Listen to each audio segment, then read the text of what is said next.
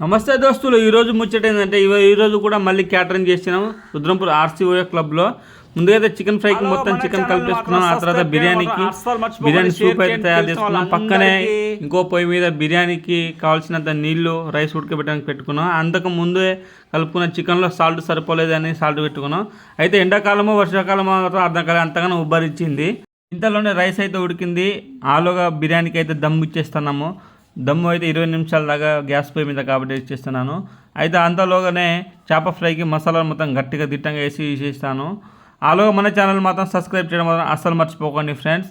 ఇకపోతే 30 కోడిగుడ్లతో ఆమ్లెట్ చేయమన్నారు. లైవ్లో మాకు కావాలన్నారు. వాళ్ళకి లైవ్లో ఆమ్లెట్ చేయడానికి అయితే మేము రెడీగా ఉన్నాము. ఆమ్లెట్ చేయడానికి 9:30కి స్టార్ట్ చేసినాము. ఆలోగా చేప ఫ్రై చికెన్ ఫ్రై కూడా అయిపోయింది. ఇక ఆమ్లెట్ చేయడం మొదలుపెట్టినాము. 30 తిప్పలు అయితే పడ్డాము. చూశారు కదా ఫ్రెండ్స్, ఇలాంటి వీడియోల కోసం మా ఛానల్ మాత్రం సబ్స్క్రైబ్ చేయడం అస్సలు మర్చిపోకండి ప్లీజ్.